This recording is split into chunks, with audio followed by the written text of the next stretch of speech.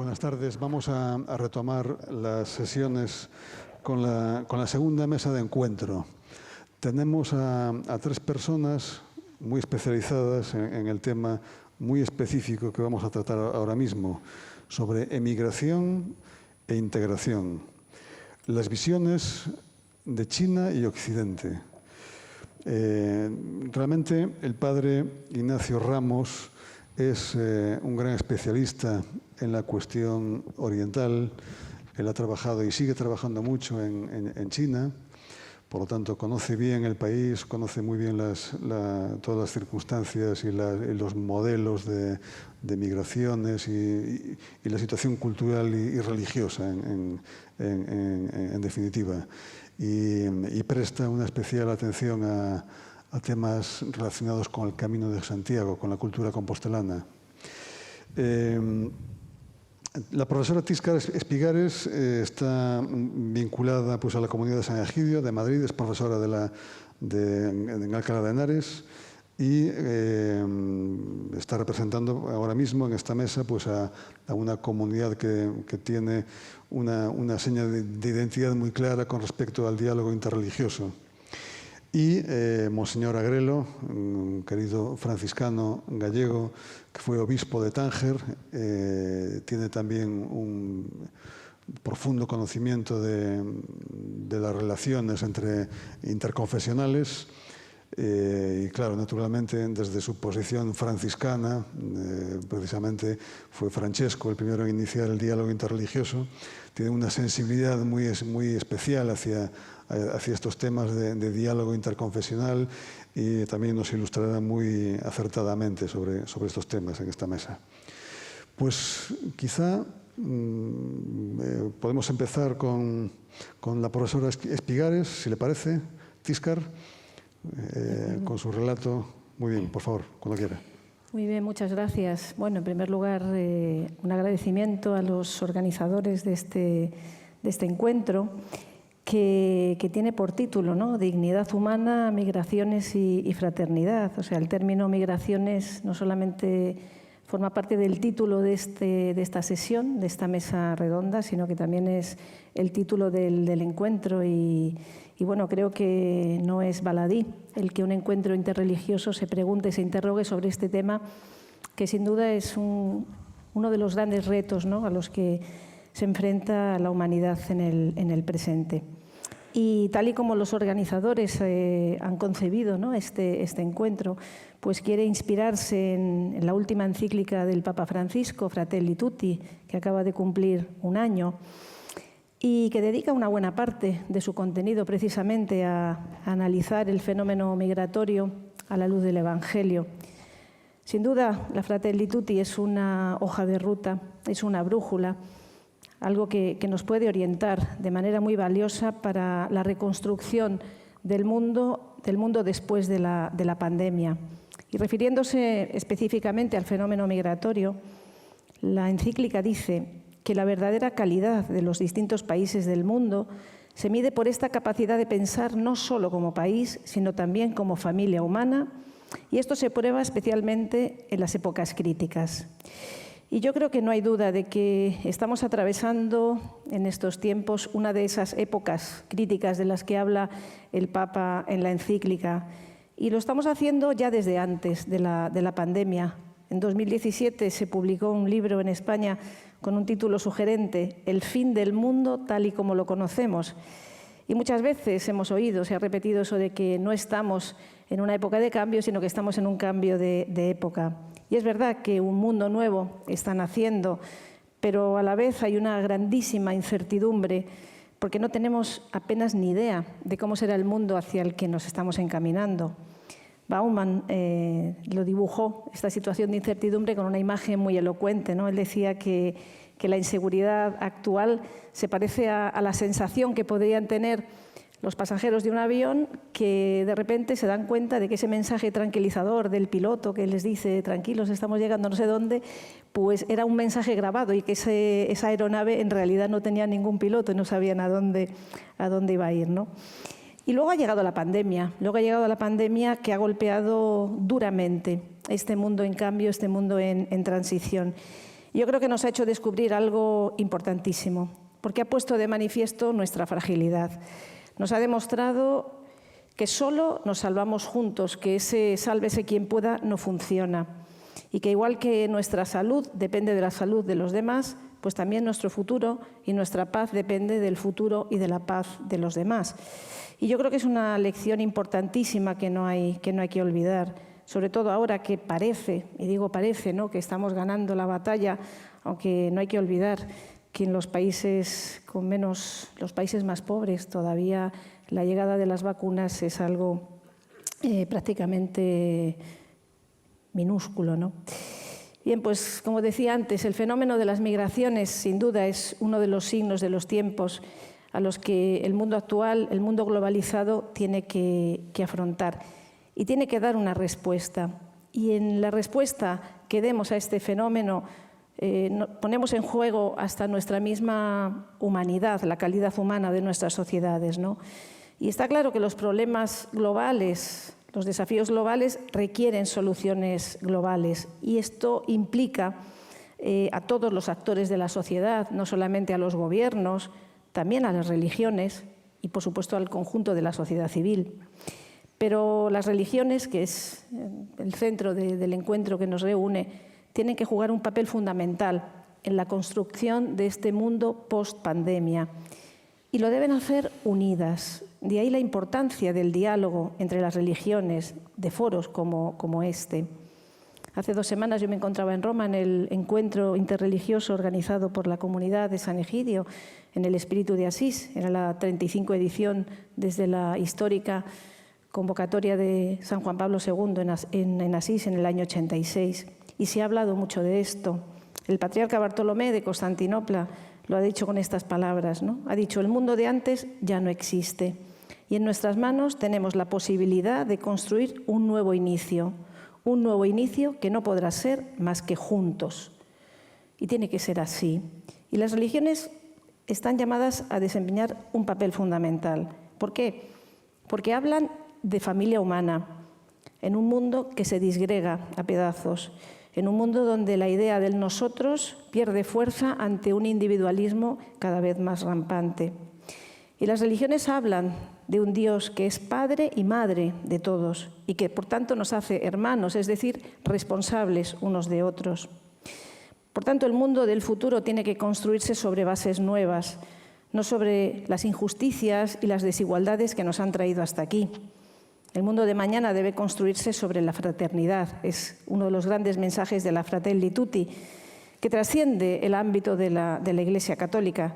De hecho, el imán de Al-Azhar, Al-Tayyib, que estaba en Roma también hace 2 semanas en este encuentro, confirmante con el Papa Francisco del documento sobre la fraternidad humana de febrero del 2019 en Abu Dhabi, Al-Tayyib, preguntado sobre la encíclica Fratelli Tutti, decía: es una encíclica muy importante también para los musulmanes. Y yo pienso no solo para los musulmanes, para cualquier hombre, cualquier mujer. Quiero recordar que el Papa, cuando se firmó el famoso documento por la fraternidad humana, dijo algo importante, ¿no? Decía el Papa: de acuerdo con la narración bíblica, para preservar a la humanidad de la destrucción, Dios le pide a Noé que entre en el arca con su familia. También hoy, en nombre de Dios, para salvaguardar la paz, necesitamos entrar juntos como una misma familia en un arca que pueda navegar por los mares tormentosos del mundo, el arca de la fraternidad. Y es verdad que nuestro mundo de hoy necesita nuevos Noés que construyan ese arca, un arca que es un espacio para todos, un espacio de salvación, no solamente para uno, sino para todos. Cada hombre, cada mujer y todos los creyentes, ¿no?, de todas las religiones. Y dijo también el Papa en Abu Dhabi: no hay alternativa, o construimos el futuro juntos o no habrá futuro. Las religiones, de modo especial, no pueden renunciar a la tarea urgente de construir puentes entre los pueblos y las culturas. Ha llegado el momento de que las religiones se empeñen más activamente, con valor y audacia, con sinceridad, en ayudar a la familia humana a madurar la capacidad de reconciliación, la visión de esperanza y los itinerarios concretos de paz. Bueno, pues esta mesa redonda quiere abordar el fenómeno migratorio desde las visiones de China y Occidente. Yo entiendo que el profesor Riera, el profesor Ramos podrá aportar mucho más por su experiencia, ¿no?, de la visión de China, ¿no? China, que es un grandísimo actor mundial, con una diáspora de población presente verdaderamente en todo el mundo y que se enfrenta al gran desafío de la integración, como vemos en todos los países europeos, ¿no? Y desde la perspectiva de Occidente, yo creo que resulta complicado hablar de la perspectiva de Occidente porque no existe una visión única occidental de cara a la migración. De hecho, la misma Unión Europea no está unida en cuanto a la respuesta que hay que dar a este fenómeno. Baste recordar que hace 10 días, de los 27 países que forman la Unión Europea, 12 países han pedido a la Comisión que les financie la construcción de muros para contener la llegada de migrantes, y diciendo textualmente que las barreras físicas son una medida efectiva que sirve al interés de toda la Unión. Sin embargo, no son los muros la respuesta al desafío de la inmigración. Y en esto yo creo que hay que ser muy, muy claros y objetivos. Y hablando de muros, hay que decir que hasta el mar se ha convertido en un muro de agua que engulle la vida de hombres, mujeres, niños, ancianos. El mar Mediterráneo se considera la frontera más peligrosa del mundo. Solamente en el último año, en el año 2020, 5.000 personas se estima, por lo menos, 5.000 personas han perdido la vida en este mar. Y los muros no resuelven el fenómeno migratorio, al contrario, hacen que los caminos sean más peligrosos, empujando a la utilización de rutas más largas, como la ruta canaria, en la que este año han muerto solo en el año pasado más de 1.000 personas tratando de llegar a España, ¿no? Los muros son una reacción a la inmigración, y es una reacción que es una respuesta irracional y simplificada a los miedos y a las contradicciones de nuestra época contemporánea. Desgraciadamente, los países europeos practican una mirada muy corta ante un fenómeno estructural y de largo plazo, como son las migraciones desde el sur al norte del mundo. Y los diferentes gobiernos también están muy condicionados por las opiniones de sus electores y muchas veces prevalecen soluciones miopes, influenciadas por la propaganda que corre también en los medios de comunicación, que habla de presuntas invasiones, ¿no? Yo creo que hay que ser muy objetivos y hay que mirar los datos. El número, por ejemplo, el número de solicitantes de asilo en la Unión Europea, tras el pico que se produjo en los años 2015-16, debido sobre todo como consecuencia de la guerra en Siria, el flujo migratorio, el flujo de solicitudes de asilo ha ido descendiendo, hasta que en el año 2020 llegó al mínimo de 417.000 solicitudes de asilo. 417.000 en toda la Unión Europea. Yo vengo de Madrid, 417.000 personas es un barrio de Madrid. ¿Qué es eso para el conjunto de la Unión Europea? Y la tendencia en el 2021 se comprueba que sigue a la baja. Por tanto, no se puede absolutamente hablar de una invasión de refugiados, por no hablar también de la necesidad de personas en países donde el invierno demográfico prefigura graves dificultades por el envejecimiento de la población. Y sin embargo se utiliza ese término que asusta, que fomenta esa asociación peligrosa entre inmigrante, ¿no?, y alguien que viene a robar trabajo o bienestar u oportunidades, ¿no? Y en ese clima, algo peligroso, muy peligroso también, es que en ese clima se pierden fácilmente de vista la solidaridad, la piedad, la humanidad, que son sentimientos, que no son emociones pasajeras, que son los auténticos pilares de la civilización sobre los que Europa se ha construido a lo largo de los siglos y a los que no puede renegar si no quiere renegar de ella misma. Pongo un ejemplo. Todos hemos visto a finales de agosto las imágenes del aeropuerto de Kabul, con la gente desesperada con tal de poder coger un avión y salir de aquel país. Nos llevábamos las manos a la cabeza. ¿Quién no se ha sentido conmovido, ¿no?, por esas imágenes? Sin embargo, las imágenes han dejado de aparecer en televisión. Ahora vemos sobre todo un volcán. Si no fuera el volcán serían otras cosas. Pero ¿cuál es la reacción? Las respuestas son más muros. Grecia construye un muro en su frontera con Turquía. Turquía, a su vez, construye un muro en su frontera con Irán, porque Irán tiene frontera con Afganistán. Todo para detener el flujo, la llegada de inmigrantes afganos. Por no hablar de todos los afganos que ya están en suelo europeo, por ejemplo, en campos de refugiados en Lesbos y en otros sitios, que llevan años esperando que se les resuelva la solicitud de asilo que han pedido, ¿no? Por tanto, hay que salir de la lógica de la contención como única respuesta al fenómeno migratorio, porque Europa no puede convertirse en una fortaleza rodeada de un foso protector y asesino, ¿no? Porque de continuar así, Europa acabará convirtiéndose en un cementerio de lujo, seguramente, pero un cementerio, ¿no? Precisamente con ocasión del 60 aniversario de la firma del Tratado de Roma, el Papa Francisco decía: Europa vuelve a encontrar esperanza en la solidaridad, que es también el antídoto más eficaz contra los modernos populismos. Los populismos florecen precisamente por el egoísmo, que nos encierra en un círculo estrecho y asfixiante y no nos permite superar la estrechez de los propios pensamientos ni mirar más allá. La Unión Europea está llamada a un replanteamiento, a curar los inevitables achaques que vienen con los años y a encontrar nuevas vías para continuar su propio camino. Yo pienso que sobre el tema de las migraciones, hoy se juega la posibilidad de una nueva juventud para Europa.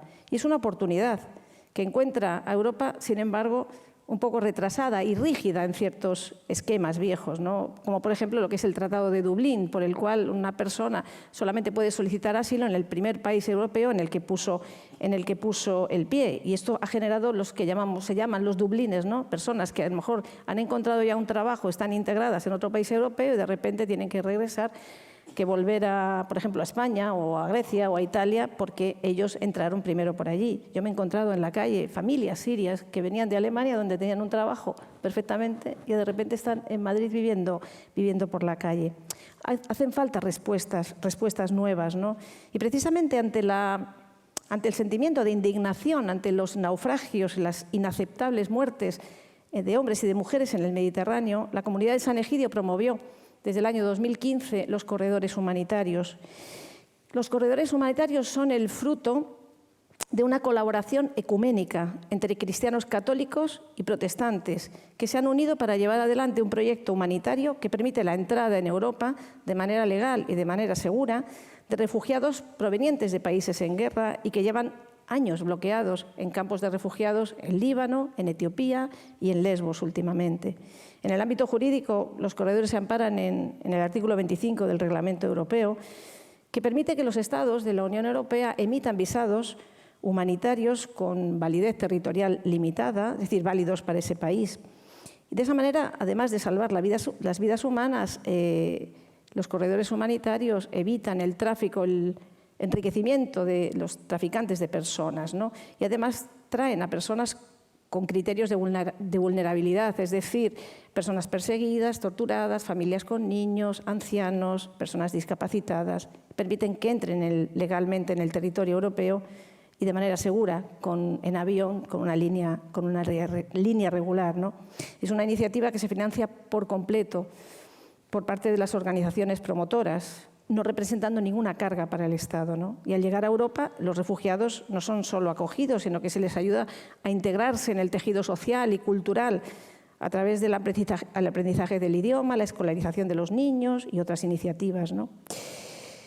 A través de los corredores humanitarios, desde el año 2006, cuando llegó el primer corredor a Italia, hasta hoy han llegado ya casi 4.000 refugiados a Italia, Francia, Bélgica y Andorra. Por tanto, no son un experimento, son ya un proyecto que funciona, que es válido y que demuestran que es posible acoger e integrar mirando al futuro de Europa y no a los muros que nos recuerdan un triste pasado, ¿no?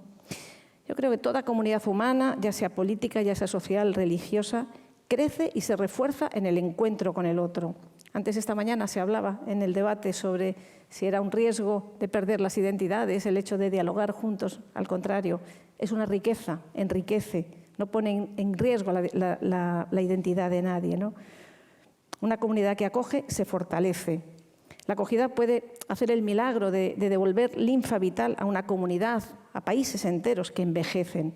Es lo opuesto a comunidades cerradas, centradas en sí mismas, a la búsqueda obsesionada de encontrar a alguien que se le parezca, ilusionadas por controlar la complejidad de lo global, trazando límites o simplificando el mundo, dividiéndolo en nosotros y en los otros, o mejor dicho, primero nosotros y si llega, después los demás, ¿no?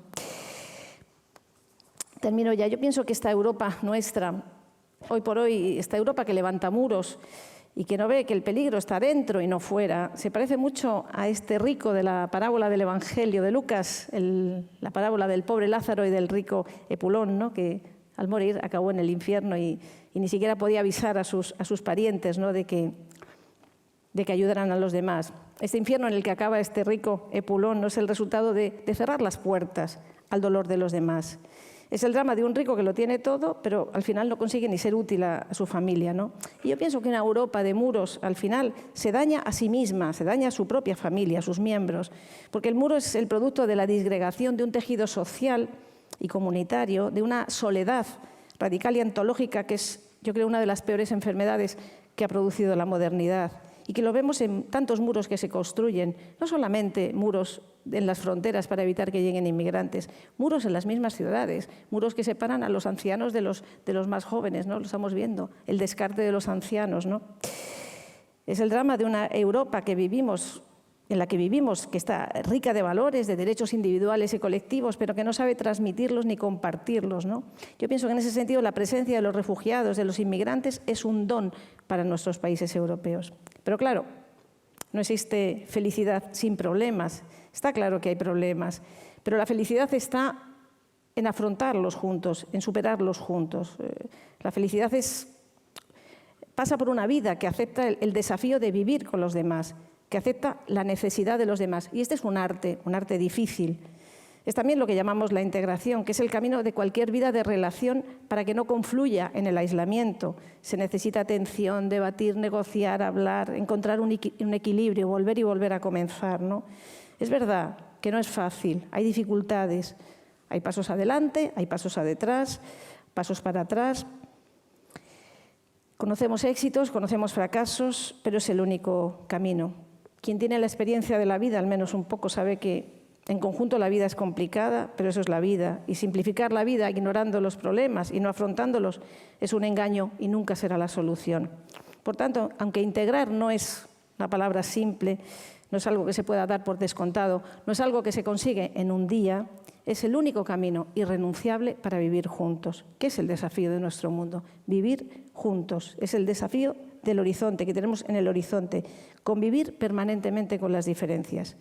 Y el camino de la integración es complejo, pero a la vez es el único camino en el que podremos encontrar felicidad y futuro. Y muchas gracias por su atención.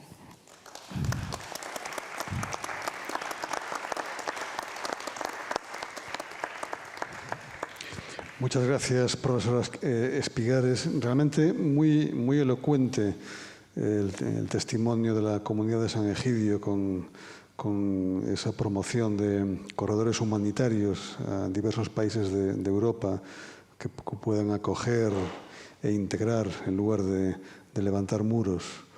Esa necesidad de una Europa más fraterna y con una mayor capacidad de fraternidad. Realmente inspirados, como bien ha dicho, en la encíclica Fratelli Tutti, ¿no? Esa brújula para la familia humana, sobre todo en tiempos de pospandemia, ¿no? En este mundo de crisis, de incertidumbre, de inseguridad, que nos ha dejado más frágiles a todos los humanos que precisamos de una salvación conjunta, realmente. Muchas gracias, y sobre todo por esa visión de las migraciones, que pueden ser un espejo en el que nos podamos ver realmente los europeos, quizá más favorecidos que otros, podemos vernos en el espejo de los migrantes, ayudarles y al mismo tiempo ayudarnos a nosotros mismos y a construir una Europa en la que no haya más muros de Berlín ni más mares mediterráneos terribles. Muchas gracias. Vamos a ver ahora la visión desde Oriente con el profesor Ignacio Ramos, que posee, como antes decía, una gran experiencia en China. Pues muchas gracias. Me parece muy pertinente el título de esta conferencia de esta tarde, de esta segunda mesa de encuentro, vamos, más bien, porque creo que es un tema que al que necesitamos dedicarle tiempo como sociedad en todas partes del mundo, el tema del diálogo intercultural.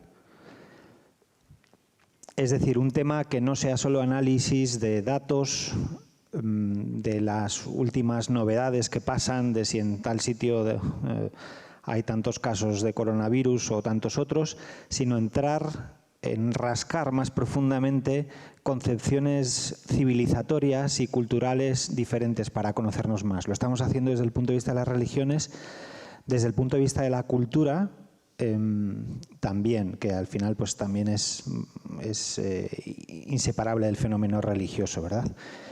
Quería agradecer a Francisco Singul, también pues, a la señora Mortelier, que nos están atendiendo también estos días, y pues también a las autoridades y a los asistentes, que bueno, no es fácil plantearse meterse por la tarde en una sesión sesuda de...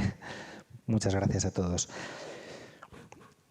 Bueno, vamos a empezar con unos datos en la presentación de los chinos. Yo he vivido en Taiwán, como dicen los chinos, Taiwan Sheng, le dicen la provincia de Taiwán, ¿no? Los chinos del continente.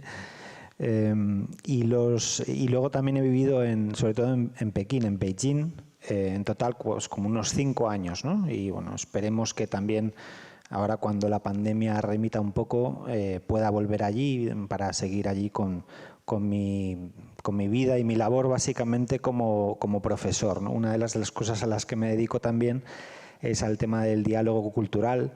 El Papa Francisco, con quien tuve la suerte de poder hablar con calma un día en Santa Marta en 2018, porque él está muy interesado en China y al Papa le gusta, más allá de los actos más oficiales que tiene por la mañana, que quedan registrados, pues hablar con mindundis, como es mi caso, sin filtros, por así decirlo, ¿no? Entonces coge el teléfono o invita a no sé quién a hablar. Y bueno, a mí me invitó para hablar de China. Él le interesaba saber de China y bueno, yo estaba allí, me preguntaba bastantes cosas y tal. Y él tuvo una expresión entonces que era lo que la Iglesia necesita en China, en Oriente en general, pero en China en particular, es lo decía así, sano desorden en el encuentro con la cultura. Es decir, no ir a dar la lección, sino a aprender juntos. Creo que es una palabra muy profética y nada fácil de poner de encarnar, ¿no? Pero bueno. Y entonces, pues bueno, yo me voy a remitir primero a unos datos y luego a intentar rascar un poquito, quizás haciendo una comparativa entre Oriente y Occidente, ¿no? Concepciones sobre todo de la sociedad, del cosmopolitanismo, por así decirlo, de raíz occidental y de raíz oriental. Y bueno, lo primero es que si miramos a España, en 2021 hay más o menos unos 200.000 ciudadanos chinos de nacionalidad china.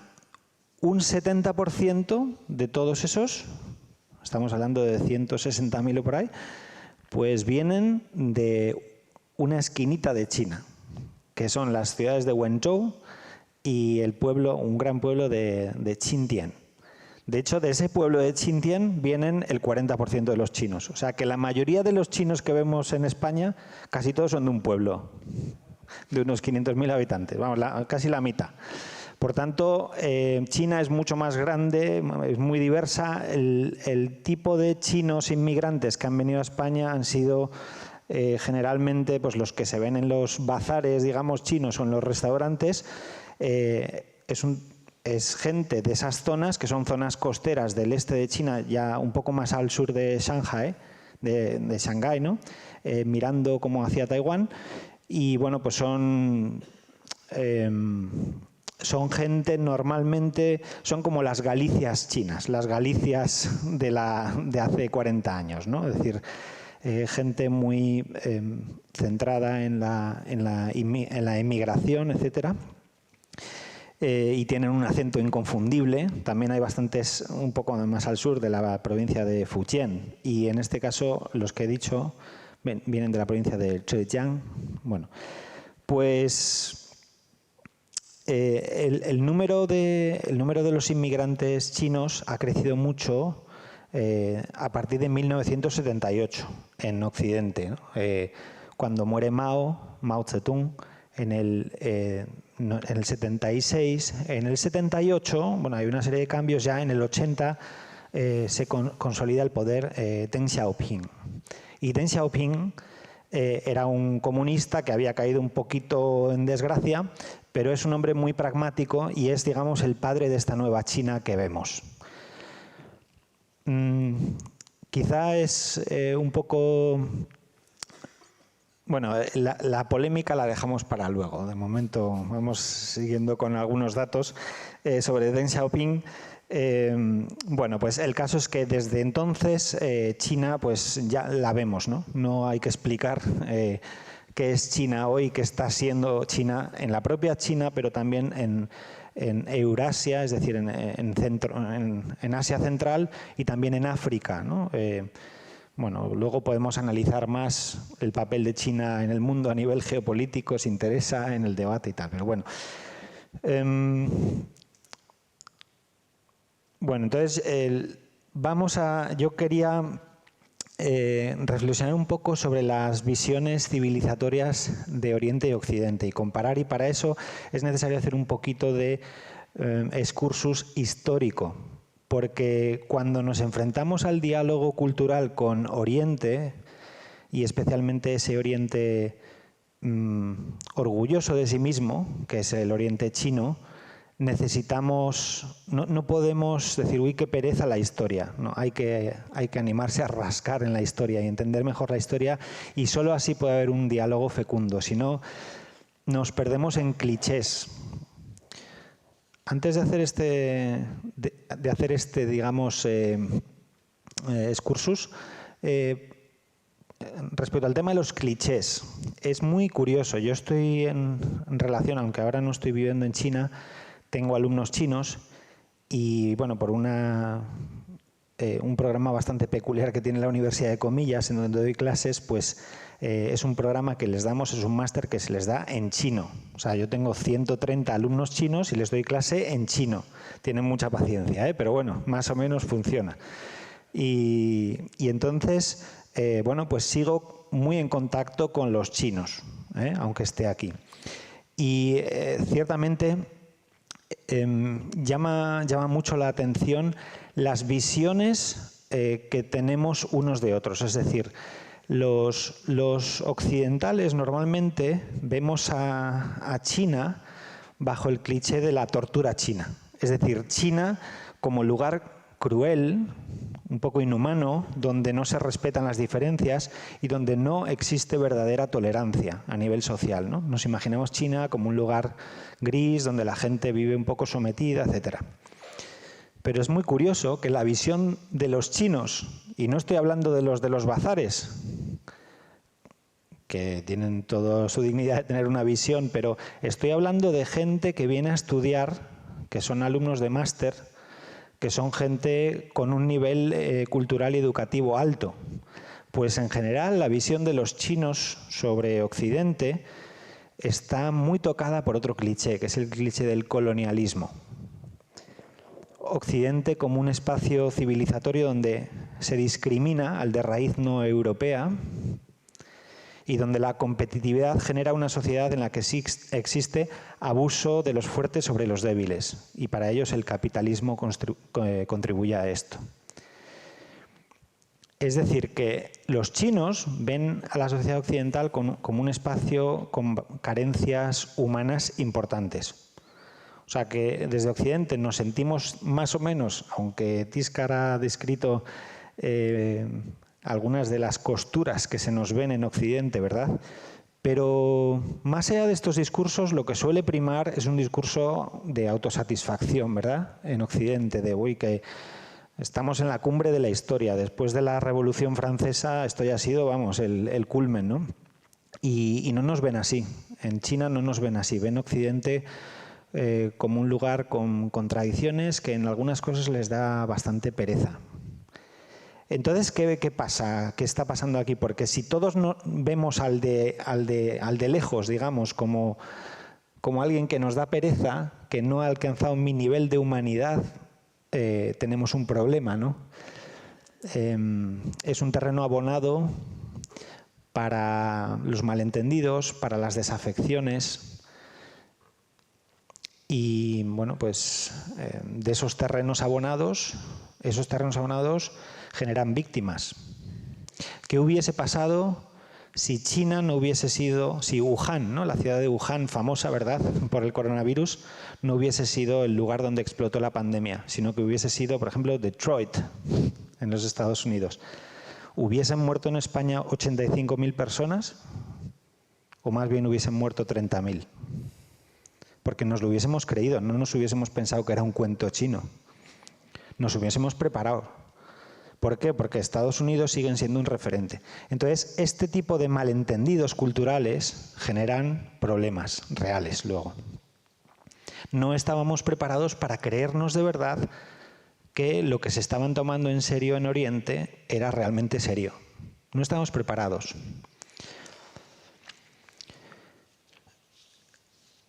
Bueno,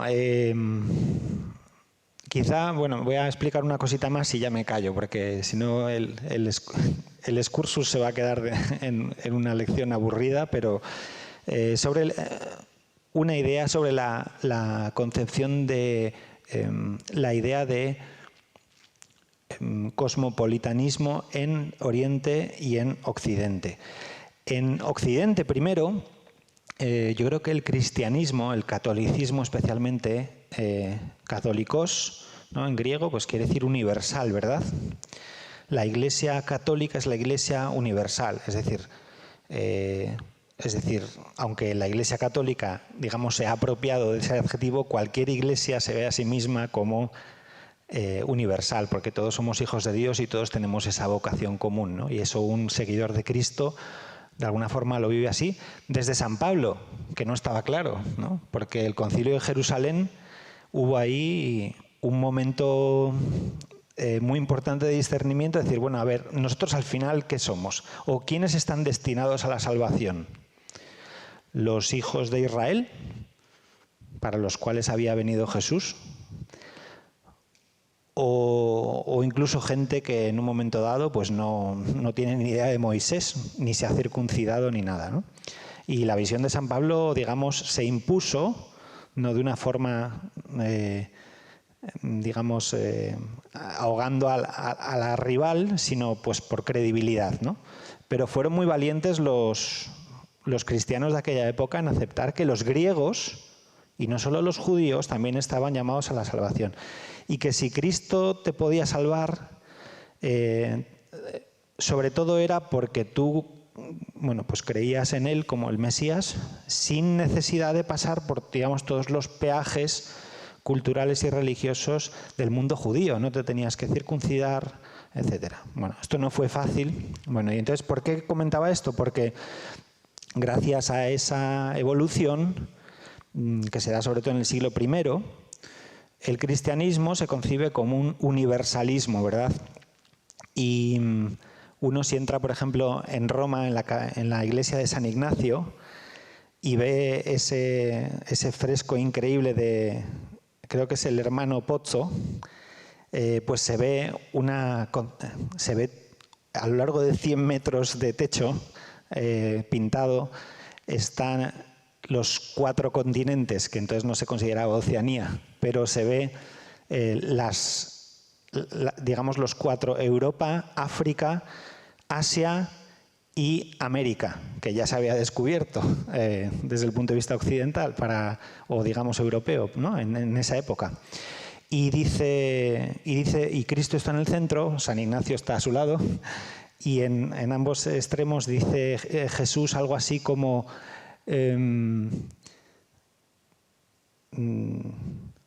esto de que se encienda, lo dice en latín, la segunda parte es ut quid volo nisi accendatur, ¿no?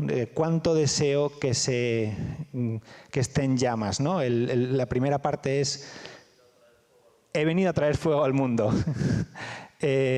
Y cuánto querría, cuánto desearía que ya estuviese ardiendo, ¿no? Esa frase del Evangelio. Bueno, eso es una concepción típica de Occidente, donde los occidentales vemos que si algo es valioso para la humanidad, tiene que ser válido para todo el mundo. Y digamos, esa concepción del universalismo, hemos tenido quizá un reto, que es pensar que eso nos da derecho a conquistar diferentes pueblos y a imponer una determinada forma de ver las cosas.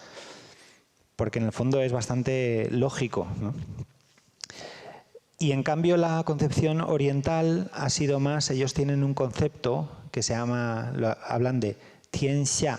Tian Xia, Tian es el cielo y Xia es debajo, ¿no? Entonces es Tian Xia es todo lo que hay debajo del cielo. Ellos no tienen una concepción del mundo como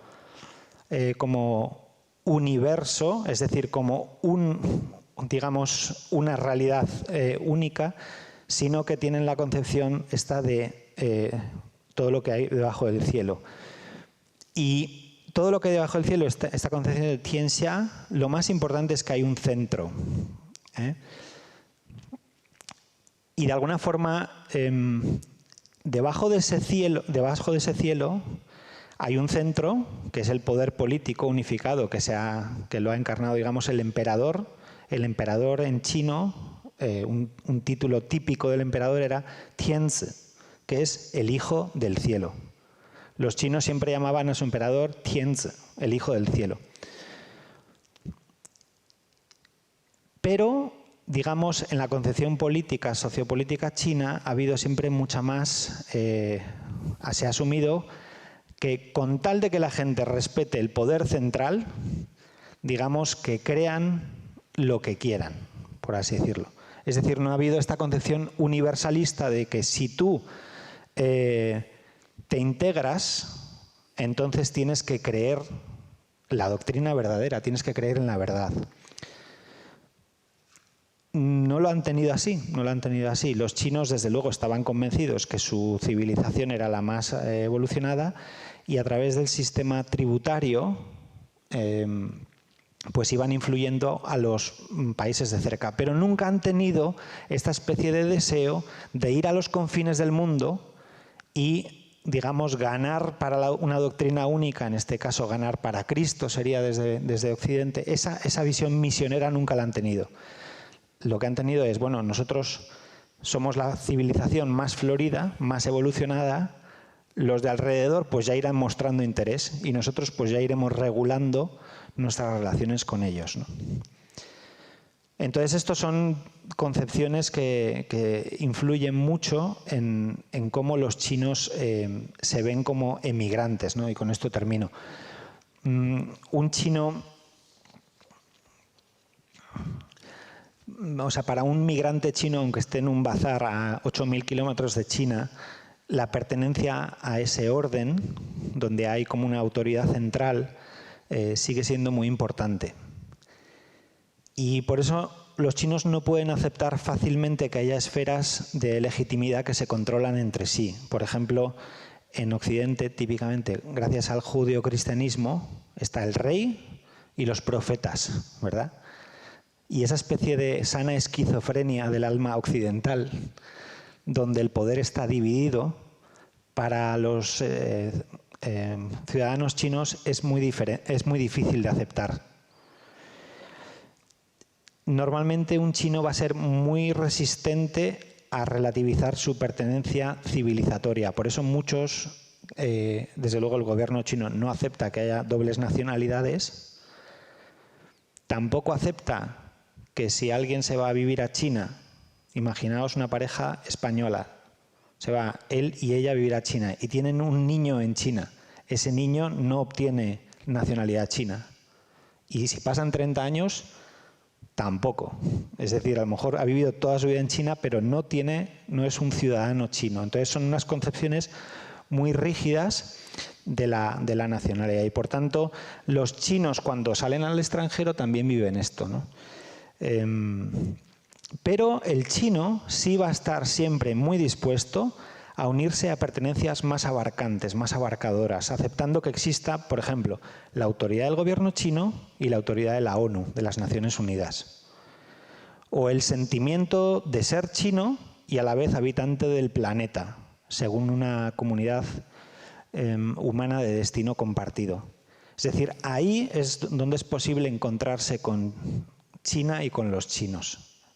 Por tanto, más allá de plantear rivalidades, lo que hay que ser capaz con China es de pensar cosas conjuntas, digamos, de un nivel superior, que nos atraigan y donde nos podamos sentir partes de algo, de una barca común, ¿no? Más allá, más que, digamos, confrontarles con su visión, que tiene 5.000 años de antigüedad y quizá cambiará antes la de Occidente que la de ellos, ¿eh? Muy bien.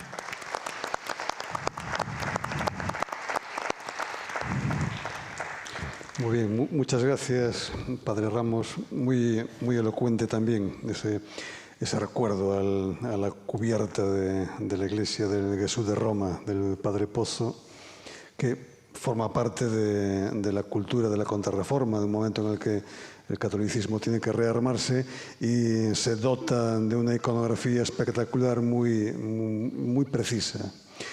Sin embargo, yo, si me lo permiten, casi me gustaría más recordar a esos 3 peregrinos que proceden de Oriente y que siguen una estrella y que van a adorar al Mesías encarnado, que forma parte de los inicios de la iconografía del cristianismo en las catacumbas y en los sarcófagos, y que prosiguen durante siglos hasta la actualidad. Esos tres peregrinos que no forman parte del mundo judío, sino que precisamente son orientales, son magos de Oriente.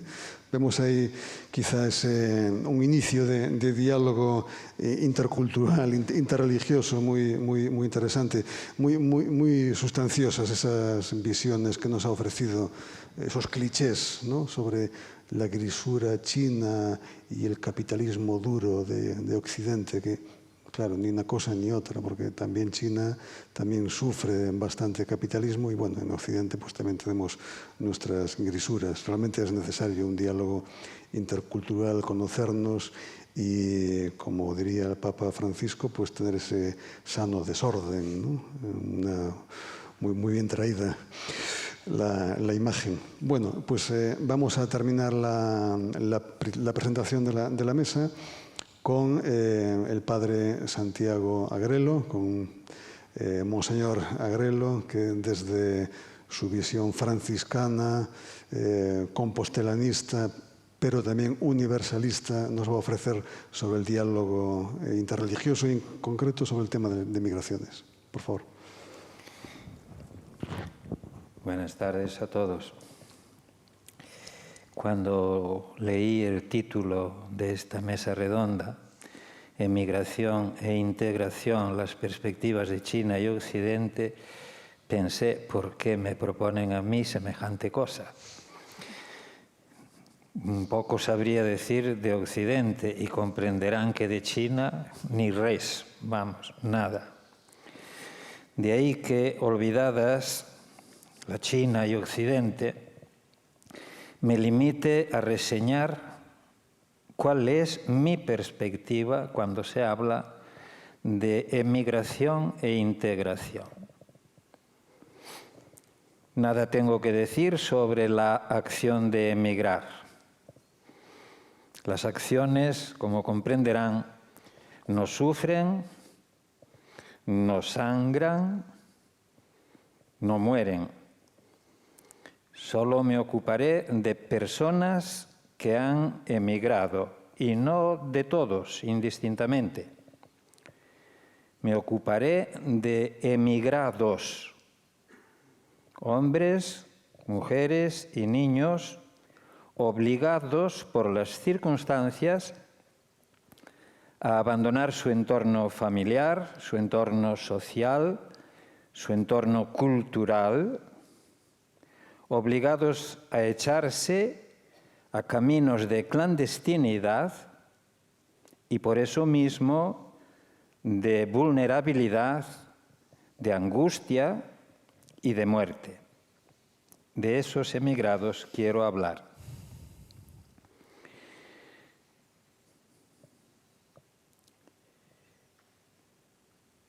Esta no será una disertación, quiere ser una denuncia, una voz de alarma, un grito. si quieren, una acusación, que esos hombres, mujeres y niños forzados a emigrar lanzan a los responsables de las decisiones políticas, a los responsables de la información, a la conciencia religiosa de cuantos nos profesamos creyentes de cualquier religión, y a la responsabilidad moral de todos los que se profesan ateos, agnósticos o indiferentes, que dicho sea de paso, echo en falta aquí a los ateos, que sin ellos no podremos construir un mundo de hermanos. La información de Elena Maleno sobre el día 1 de octubre, de este octubre, decía así: tragedia.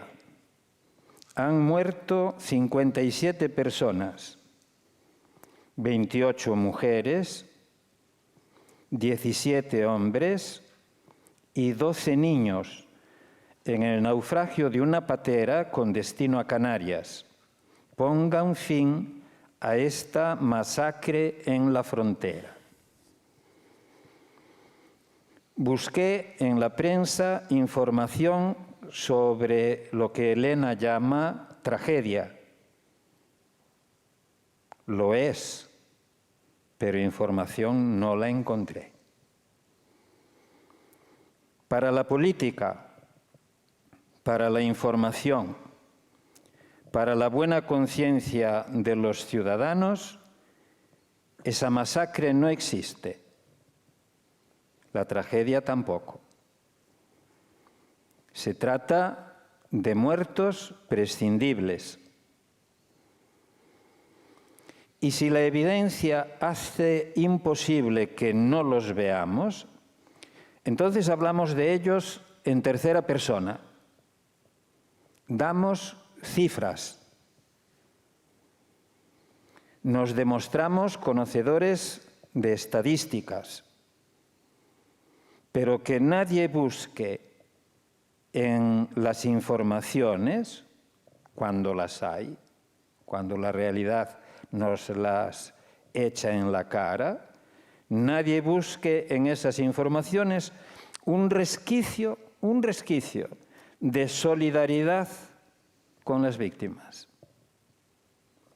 un vestigio de empatía. No digamos ya buscar un asomo de asunción de responsabilidades en la tragedia. Hoy, lo mismo que en aquel otro tiempo no tan lejano, los campos de exterminio no existen, los desechados no existen, los muertos no existen. Se me pide que hable de integración de emigrados. Y yo me pregunto, ¿cómo podremos integrar lo que ya no existe?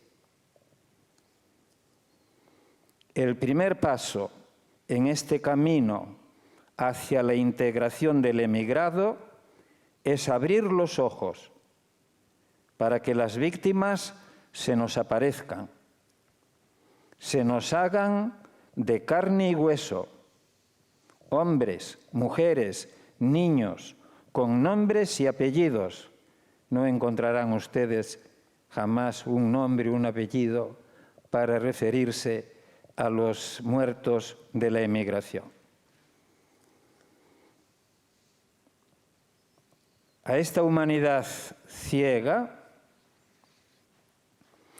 los nuevos dioses del poder no le han robado solo los ojos, le han quitado el corazón, la compasión. Esta palabra salió hoy varias veces, la compasión, como posibilidad de futuro para la humanidad. Le han quitado lo que es más propio del ser humano. Y se me pregunta por la integración. Esto es lo que escribí en mi muro de Facebook cuando subí a él la noticia de aquellos 57 muertos. Hace mucho tiempo que hemos dejado de creer, y estoy hablando en un foro interreligioso. No lo escribí pensando en este foro, lo escribí por mi cuenta pensando en mí mismo. Hace mucho tiempo que hemos dejado de gritar nuestra angustia delante de Dios. Hace mucho tiempo que de eso que aún llamamos fe, hemos hecho una tapadera para nuestra indiferencia, para justificar nuestra crueldad con los pobres.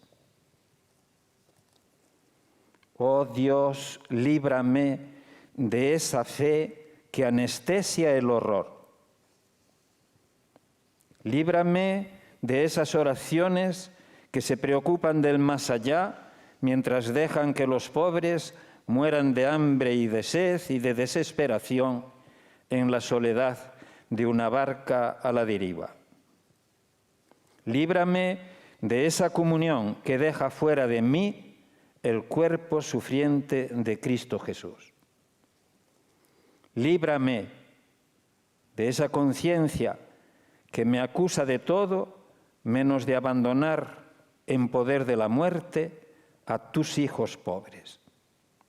Líbrame de la arrogancia con que lleno de fosos, concertinas, cepos, muros, el camino de los pobres hacia el pan.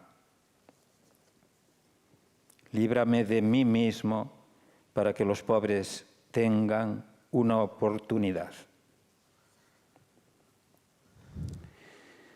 Pongo delante de los ojos esa página porque denuncia la ceguera que puede padecer también la fe, el engaño en que pueden encerrarnos las seguridades que da la fe. Nos hemos inventado una fe desencarnada. Olvidamos que desde el principio en la Sagrada Escritura la palabra carne se hace nombre concreto para designar a la humanidad. Esta sí que es hueso de mis huesos y carne de mi carne. Allí está toda la humanidad y de toda ella se dice hueso de mis huesos, carne de mi carne. Hombre y mujer, una sola carne. Cristo y la Iglesia, una sola carne. La humanidad entera, una sola carne. Lo extraño en nuestro modo de vivir la fe tiene que ver con ese misterio de unidad, nunca negado, pero regularmente olvidado. En nuestra mente domiciliamos sin esfuerzo a un Cristo sin Iglesia, a una Iglesia sin Cristo. La fe, esa fe disminuida, Cristo y la Iglesia, no pasan de ser dos ideas, dos conceptos, dos imágenes, dos que no llegan a ser una carne. Esa desencarnación de la fe hace posible que recibamos a Cristo y lo despreciemos, que lo adoremos y lo profanemos, que lo bendigamos y lo ensuciemos. Pero hay más. Cuando el evangelista dice que la palabra se hizo carne, está diciendo que la palabra de Dios, esa palabra que estaba junto a Dios, esa palabra que era Dios, esa palabra se hizo una carne con la humanidad entera. Y vuelve lo extraño en nuestro modo de vivir la fe. En nuestra mente conviven un Cristo sin pobres y unos pobres sin Cristo. Comulgar con Cristo no significa comulgar con los pobres. Despreciar a los pobres no significa menospreciar a Cristo. También ahora, Cristo y los pobres se quedan en ideas. No pasan de ser dos ideas, dos conceptos, dos imágenes, dos. No llegan a ser una sola carne. Y dado que no son esa carne, tampoco duelen. Ni Cristo ni los pobres sufren. No sangran, no enferman, no sueñan, no aman, no existen. Esta noticia era del 30 de septiembre pasado. Rescatado un cayuco en Canarias con 48 ocupantes, entre ellos un fallecido. Eso es lo que hay en la patera, un fallecido, una idea, un concepto. En la patera no hemos reconocido a Cristo, no hemos reconocido un hombre, no hemos reconocido nuestra propia carne. Reducidos a idea, también nosotros dejamos de existir. Y me preguntan por la integración de los que no existimos. Primero habrá que devolver a los emigrados a la existencia. El día 17 de octubre, la nota de Europa Press rezaba así: buscan a 12 desaparecidos de una patera hundida esta madrugada tras rescatar a 2 náufragos. Salvamento Marítimo está peinando la costa almeriense en busca de 11 desaparecidos de una patera hundida sobre las 4 horas de este domingo. Es obvio que informa una agencia, no una persona. Se entiende que la agencia no tenga corazón, ni sentimientos, ni motivos para aquilatar nada, ni siquiera si se trata de 12 desaparecidos a que se refiere el título o se trata de 11 a los que se refiere la información. Y dado que es algo y no alguien quien nos informa, tampoco tendrá nada de extraño que las personas sobre las que se informa queden reducidas a desaparecidos, náufragos, supervivientes, migrantes, no se sabe si son golondrinas o patos, argelinos. Créanme, antes de preguntar por la integración de los emigrados, tendremos que preguntar por ellos, por sus nombres, por sus sueños, por sus vidas.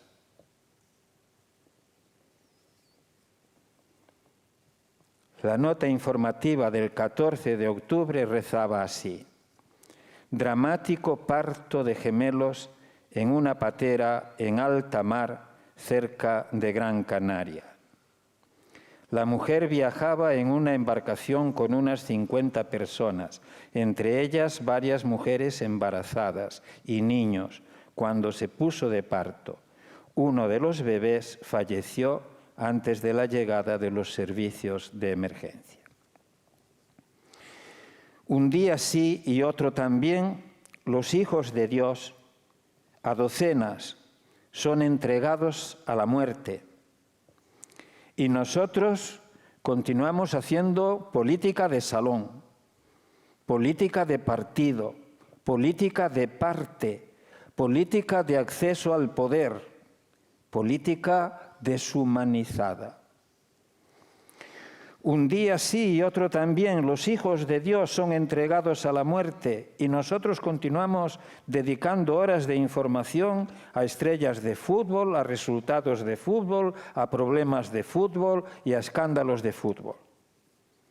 Un día sí y otro también, los hijos de Dios a decenas son entregados a la muerte Y nosotros, si de alguna manera nos referimos a ellos, no es para sobrecogernos por el número de los hijos que se le mueren a Dios en un día, sino para contar el número de pateras que en un día han conseguido llegar al sagrado territorio nacional, que es un modo de avisar subliminalmente que nos están amenazando, que nos están invadiendo. Un día sí y otro también, los hijos de Dios son entregados a la muerte y nosotros ponemos la lupa de la información en educación de perros, en el look de perros, en el carné de los perros, y nos asombramos. Tuve que ir al diccionario, a Google, a preguntar qué era esto de los perros influencer. Claro, que se le dé a los perros la información que necesitan los pobres es un agravio a la conciencia, a la humanidad, a todo. Los hijos de Dios mueren a decenas, un día sí y otro también, y nosotros continuamos pasando de largo, sin mirar, sin ver, sin mancharnos, sin inmutarnos, sin enterarnos de nada. Recuerdo un vídeo de la ONG melillense Prodein, rodado el 15 de octubre de 2014. Es el único recuerdo que traigo aquí de mis años en Marruecos. El vídeo muestra cómo un emigrante forzado a descender de la valla fronteriza es golpeado en varias ocasiones y acaba inconsciente en el suelo. A aquel muchacho, tras lo que parecen intentos de las fuerzas del orden por despertarle, lo devuelven inconsciente a territorio de Marruecos. La realidad más triste de aquel vídeo documentaba algo mucho peor. No era solo la violencia excesiva ejercida contra una persona indefensa y exhausta después de horas encima de una valla, sino la indiferencia con que todos ignoraron aquella realidad. Al lado de aquel hombre inconsciente pasó un vehículo médico y no se detuvo. Pasó una ambulancia, tampoco se detuvo. Pasaron sin detenerse unos ciudadanos que hacían su caminata habitual contra el estrés y el colesterol.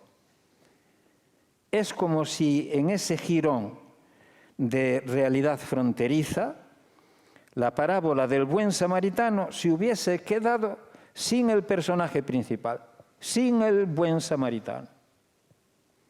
Esa ausencia es sobrecogedora. Se nos ha permitido ver una parábola de la indiferencia globalizada. Me pregunto si no es una parábola de la realidad en que vivimos. Si fuese así, nuestra sociedad estaría gravemente enferma, inconsciente. Y voy terminando. Antes de preguntar por la integración de esos emigrados, tendremos que preguntar por nuestra conciencia, por las servidumbres de nuestra política, por las traiciones de la función informativa, por la falta de encarnación de los credos religiosos. El amor de Dios a su creación no tiene vuelta atrás. El amor de Cristo a su Iglesia no tiene vuelta atrás. Y ese es el amor que necesitamos aprender. Necesito aprender. Siempre me quedaré lejos, pero sé a dónde quiero llegar. Ese es el amor que me une a todos, con lazos que mi debilidad puede romper, pero que están destinados a ser eternos. Amor a todos, incluidos los enemigos, incluidos los verdugos de inocentes, incluidos los pisapobres. Ese amor que aprendemos de Dios, es amor que todo lo pierde porque todo lo da. Quien aprende en esa escuela, si ama, muere. Si ama, vive. Esta es la paradoja. El que pretenda quedarse con su vida la perderá, y el que la pierde por amor, ese la gana. Y todos hemos de optar por una de esas dos posibilidades.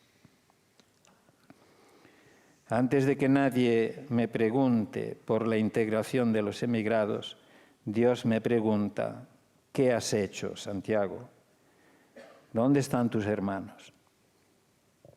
¿Dónde está tu hermano? Si queremos integrar emigrados, empecemos por salvarles la vida. Lo que haya hecho con ellos, eso habré hecho con Dios.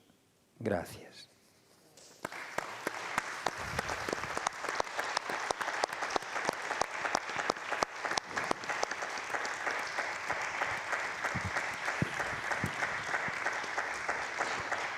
Muchas gracias,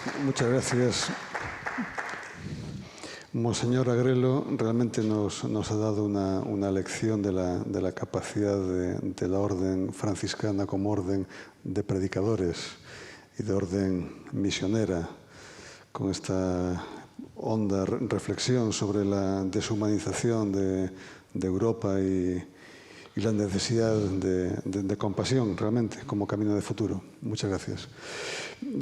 Abrimos entonces el turno de debate, de cuestiones que ustedes, por favor, ahora tienen la oportunidad de participar, de enriquecer, en definitiva, los contenidos de esta mesa de la tarde. Por favor.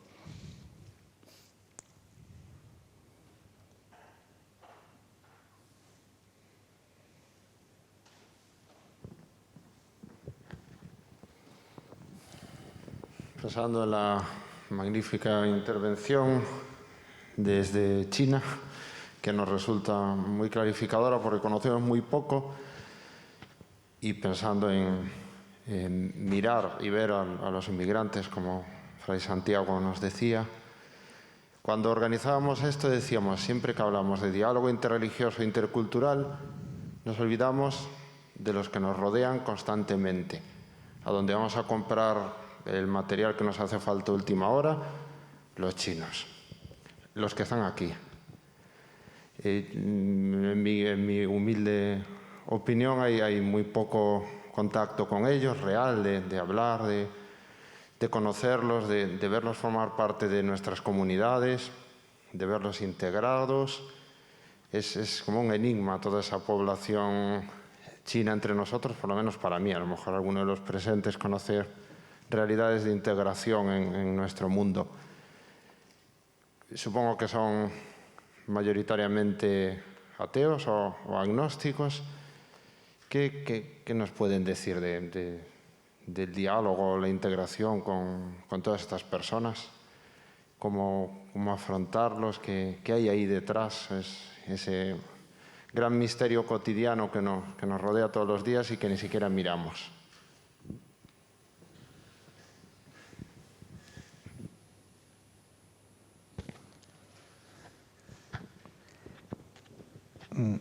Bueno, gracias por el elogio de que ha sido una presentación interesante. A mí más bien me ha parecido que ha sido deslavazada, a distancia de los dos ponentes que llevaban las cosas, han comunicado mucho más, menos deslavazadamente. Y es que hay también mucho que decir, no es fácil sintetizar, ¿no?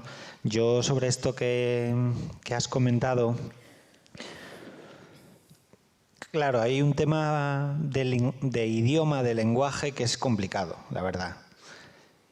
Pero los chinos, por ejemplo, les interesa mucho la educación de sus hijos. Yo creo que ahí la segunda generación de los chinos tiene una función muy importante para hacer esta especie de trasvase, ¿no?, de comunicación social. Y yo sí que sugeriría a todo el mundo que pudiese dedicar a lo mejor algo de tiempo con esa segunda generación, ¿no? A escuchar un poco, a saber un poco más de las historias de China y tal. Bueno, de esa civilización, etcétera. Yo una cosa que sí que quería decir es que reivindicar aquí es precisamente conectando con lo que Monseñor Agrelo ha comentado. Es decir, Cuando creo que, al menos yo lo he sentido así, al escuchar las palabras de Monseñor Agrelo, pues uno se siente compungido, porque dice, bueno, aquí tenemos un profeta que nos está diciendo a las claras, no podemos ir con sombrero de, digamos, de creyentes si no somos capaces de vivir, pues en este caso la parábola del buen samaritano, o las distintas tradiciones religiosas tendrán sus parábolas de la compasión, me imagino, ¿no? Claro, luego hay un tema que es, bueno, pero ¿cómo resolver el problema que nos presenta el voluntarismo? Es decir, bueno, vale, yo ahora quiero ayudar a la gente, ¿y qué hago? ¿Me tiro al Mediterráneo? Claro, necesitamos respuestas, ¿verdad? La humanidad necesita respuestas. Lo que hay que hacer es no usar la táctica del avestruz de meter la cabeza debajo de la tierra, sino atrevernos a escuchar a profetas como el que nos ha hablado para decir, uy, que es verdad, que hay muchos problemas y que no nos podemos... Entonces yo creo que ahí China es un actor imprescindible, porque si la humanidad tiene problemas, 1.500 millones de personas, es decir, un quinto de la humanidad, no pueden ser un rival sistémico sin más. La Unión Europea, en una de las declaraciones que ha tenido sobre la relación con China, habla a varios niveles. Uno de ellos es China como rival sistémico, pero luego hay otros aspectos, elementos que comenta, como China como un socio comercial muy importante, China como un colaborador importante para resolver temas de, por ejemplo, medio ambiente, etcétera. Y en este punto yo quiero reseñar que es muy importante descubrir cómo China tiene algo que aportar y tenemos que ser capaces de colaborar con ellos. Y no solo incidir en el discurso del rival sistémico, ¿no? Porque entonces nos estamos disparando en el pie como humanidad, ¿no? Nos estamos disparando en la rodilla. Y en este caso, por ejemplo, China se critica mucho. Yo creo que cuando a veces analizamos China, uy, China lo que está haciendo en África, que se está quedando con medio África. Habéis oído hablar de este tema, ¿no? China está comprando, está haciendo mucha obra pública en África, en diferentes países de África. Por varias razones, los gobiernos africanos suelen preferir a los gobiernos chinos para hacer obras de infraestructura y, a cambio, muchas veces China se está quedando con tierras de África o está ganando, digamos, poder geopolítico. Y muchas veces el discurso que yo escucho es un discurso muy crítico y que solo subraya lo crítico. Pero tenemos que ejercitarnos, yo creo, en poder mirar también integrando a China como una parte importante para resolver los problemas que tiene la humanidad. Y uno de los problemas, como nos recordaba Tiscar, es que en el Mediterráneo están muriendo 5.000 personas cada día, ¿no? Cada año, que es la frontera más peligrosa del mundo. Es una imagen muy potente, ¿no? Es decir, China ahí tiene un papel.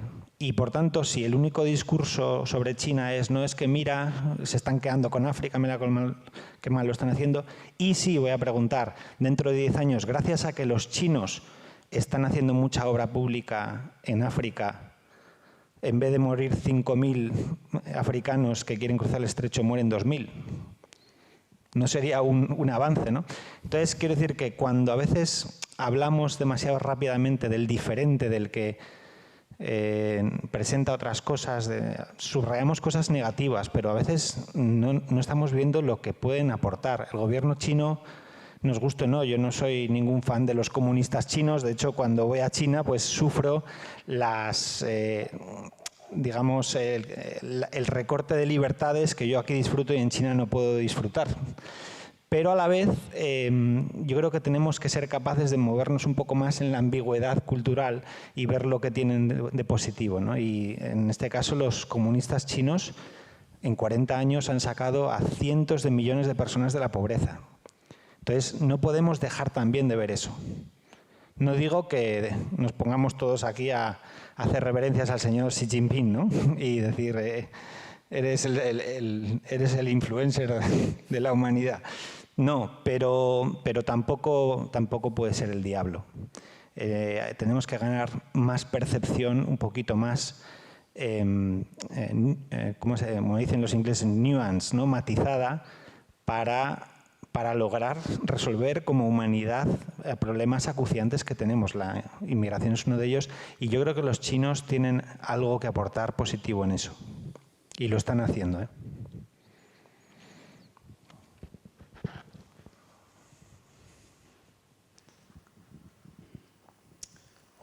Hola, buenas tardes. En primer lugar, yo creo que Paco y Fran, los que hemos estado en la organización de este evento, que yo considero muy importante dentro del Año Santo, porque el Camino de Santiago es interreligioso e intercultural e inter de todo, porque hay peregrinos de todas partes y de 183 países, lo cual quiere decir que prácticamente toda la humanidad pasa por el Camino de Santiago. En segundo lugar, yo creo que hemos tenido un fallo porque a mí me hubiera gustado que aquí estuvieran presentes en las comunidades que aquí hay, que les debíamos haber invitado nosotros, de musulmanes, de chinos, de vietnamitas, o los que han venido aquí de ponentes, quizá ellos también debieran haber hecho el esfuerzo de invitarles. Con respecto a China, yo tengo bastantes experiencias de ese tipo. La primera es que un profesor de la Universidad de Beijing estuvo aquí, yo no recuerdo ahora si es el 14 o el 15, ya no me acuerdo el año.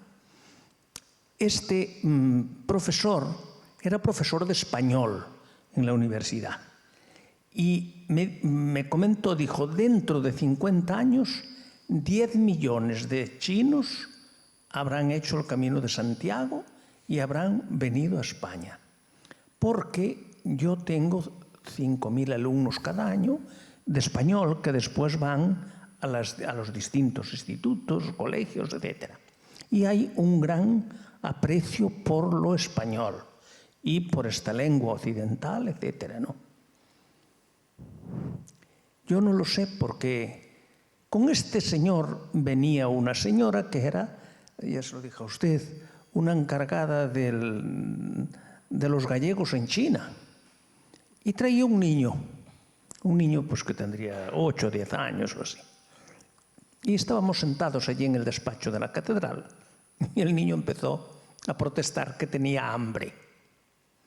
Entonces yo a la empleada de la catedral que estaba conmigo le dije, mira, vete allí a las benedictinas y cómprale unos dulces a este niño y le traes, de ahí de la esquina, le traes un vaso de chocolate. Bueno, vino con los correspondientes y le mandaron unos recortes de formas y le dijo, mamá, pero esta es como la que recibí en la comunión. Pues efectivamente. Por tanto, fue así una experiencia muy curiosa. La segunda fue de una chica que bauticé yo en la Corticela.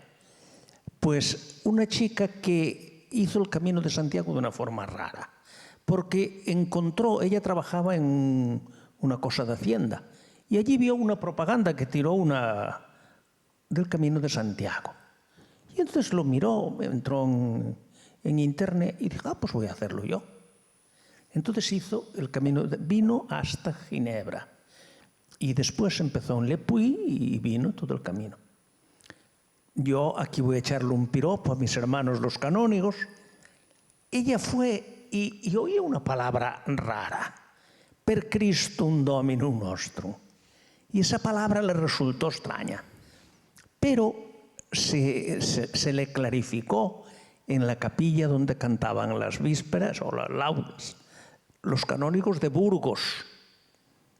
Y entonces ella allí preguntó y había una profesora allí que entre que hablaba un poco de chino y tal. Bueno, el caso es que esta conocía, que yo supongo que usted conocerá, conocía a una monja de estas de Cristo Jesús o como se llaman. Y esta monja le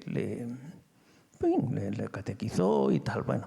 Pero después ella vino y quería bautizarse aquí. Pero el bautizo, todo muy bien, y yo felicitándola y todo. Pero de repente se echó a llorar desconsoladamente porque a sus padres ya nada, pero su hermana no quería verla delante.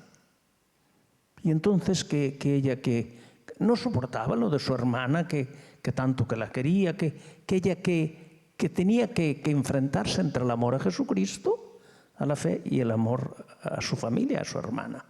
Y dice, yo no puedo renunciar a Jesucristo. Fue el bautizo allí en la Corticela y realmente ella cada acto lo vivía, pero entusiasmadamente.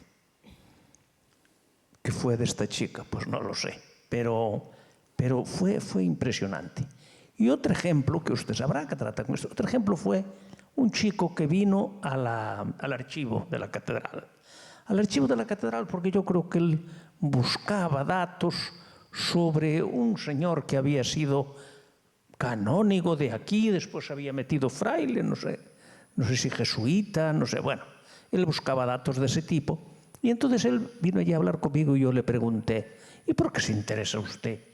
Y me dijo, entre los jóvenes en China tenemos mucho interés por la cultura occidental.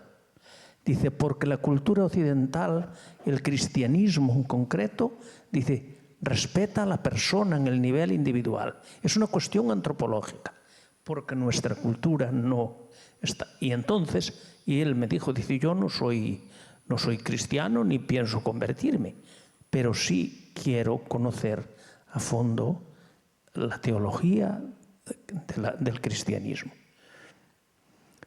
Este chico mandó, bueno, me dijo si podía, mandó a otro. Con el otro no pude yo hablar porque no sabía español y nada, no pude hablar nada. Pero sí le pregunté por estos chinitos que vemos por ahí. Y le dije, pero es muy difícil porque en la casa que yo vivo viven unos chinos y tienen unos cochazos increíbles. Y yo los saludo, buenos días, pero no abren boca, nada. No conseguí, efecto ninguno, ni cosa ninguna. Sin embargo, al lado hay unos vietnamitas que son buenísimos y van a misa allí con Ricardo Viqueira. Y van a misa y me ven a mí, me llaman padre. Y sí. Eso depende. Y luego, como les digo, en la peregrinación, en la oficina del peregrino, pues hay desde budistas, de todo tipo. Y desde luego, tengo yo también un ejemplo de un niño, yo no sé de dónde eran muy pequeñitos, eran así de una raza pequeños.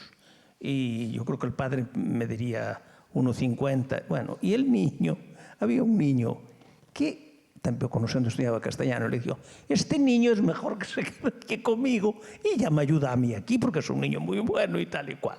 Y me dice el niño, no, que yo soy budista, pero así muy honrado de su pertenencia, ¿no? Por eso que creo que estamos en un momento sumamente interesante, lo cual no es óbice para lo que desgraciadamente dice el padre Agrelo. Muy bien, gracias. Hola, buenas tardes. Pues yo querría también volver sobre el padre Agrelo y primero felicitarle desde mi humilde punto de vista por la exposición que nos ha hecho, ¿no? Que además yo creo que tiene la virtud que hablaba usted antes de los ateos, yo creo que cualquier persona dentro del espectro humano la entiende perfectamente. Y me ha sorprendido además que yo creo que ha mencionado usted 5 veces una palabra, que es la palabra pobre en su exposición.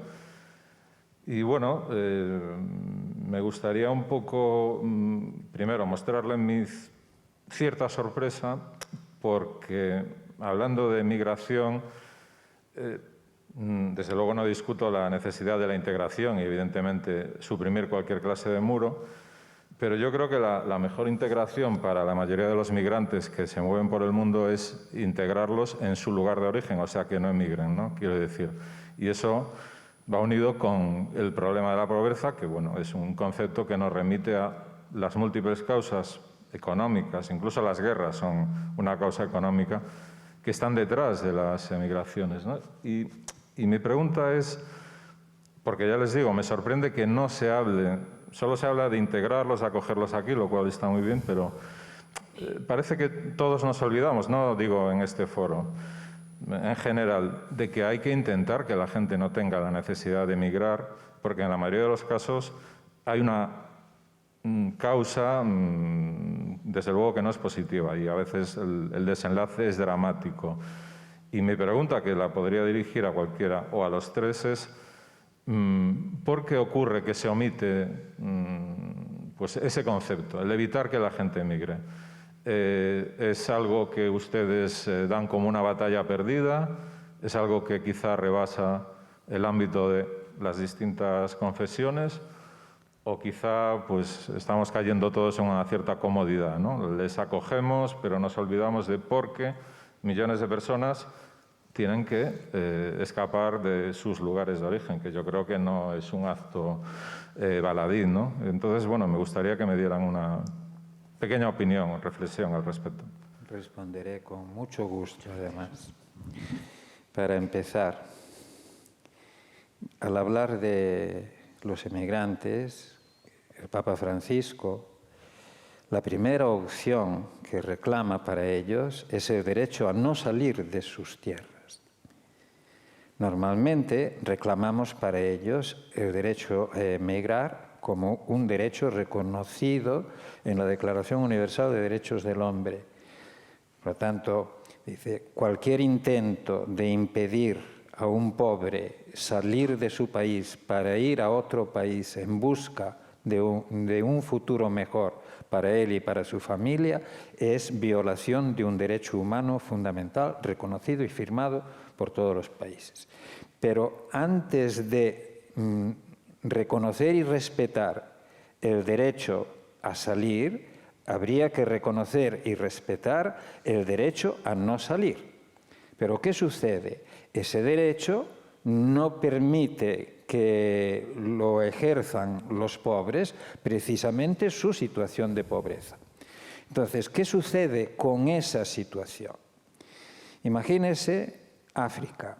Yo no conozco África, solo estuve en Marruecos. África es, pero no salí de Marruecos. Fui a Senegal en una ocasión y punto y basta. Y en Guinea-Bissau en otra ocasión, para ponerlas todas. Pero a lo que voy. El mapa político de África del siglo pasado es un mapa europeo, colonial. No hay banderas africanas, hay banderas europeas. ¿Qué quiere decir? Que lo que nosotros somos hoy, lo somos porque hemos comido de África, nos hemos servido de África, nos hemos enriquecido con África. Se descoloniza políticamente, pero no se descoloniza económicamente, con lo cual África continúa siendo un continente colonizado, un continente explotado por otros. Dicho con una ecuación muy sencilla, es un continente rico, tal vez el más rico de los continentes, es un continente con poca población, tal vez relativamente el menos poblado de los continentes, y es el continente donde los habitantes son los más pobres del mundo. Alguien me tiene que explicar quién se come esa riqueza. Entonces, ahora la pregunta es, ¿quién puede garantizar que no salgan de allí los africanos? Es decir, que puedan ejercer su derecho a no salir de allí. El que se les deje sus riquezas allí. Pero ¿qué sucede? La fábula es bien vieja. El lobo y el cordero bebiendo en el mismo río, y el lobo buscará todas las razones que se le ocurran hasta terminar por decir aquí mando yo para comerse al cordero. Y lo que sucede es que África es un cordero devorado por otros, incluida China en este momento. China, Canadá, la India, Europa, Estados Unidos, pongan ustedes los nombres que quieran, son, digamos, los las potencias colonizadoras de siempre y algunas modernas de ahora, pero son las que se están comiendo África. Entonces, dice, ¿y a los africanos qué hacemos con ellos? Obligarles a conformarse con lo que nosotros les dejamos. Y claro, llega alguien que hace un discurso como el Papa de perdonar la deuda histórica de estos países, y dice, está loco. Está loco. Claro, el lobo siempre dirá, está loco. El cordero no tiene derechos. Y entonces nos encontramos con una situación que es asombrosa. Hace nada ellos no querían salir y los obligábamos a salir y a morir porque nos convenía a nosotros. Ahora ellos necesitan salir y los obligamos a no salir y a morir porque parece que nos continúa conveniendo a nosotros, cosa que, como decía Trizkar, no es verdad. No nos conviene, pero somos tan irracionales que pensamos que nos conviene. Así que tienes toda la razón. Ojalá pudiesen ejercer su derecho a no salir, pero no pueden. Sí, yo también por puntualizar, por continuar lo que decía Monseñor Agrelo, que suscribo completamente. Es verdad, el derecho a no emigrar. Está el derecho a emigrar y el derecho a no emigrar, que no se respeta. Hablas de las guerras. La gente, ¿por qué tiene que salir de sus países? ¿Por la miseria, la pobreza, por la guerra? Porque es como una casa en llamas. La gente, algunos dicen, ¿y cómo se les ocurre meterse en una patera con sus hijos, poner en riesgo la vida de sus hijos? Pero es que, ¿de dónde vienen? Nosotros hemos visto imágenes de edificios en llamas y la gente se tira por la ventana porque detrás está el fuego. Pues es lo mismo a nivel de un país. Por la degradación ambiental, cada vez hay más refugiados ambientales.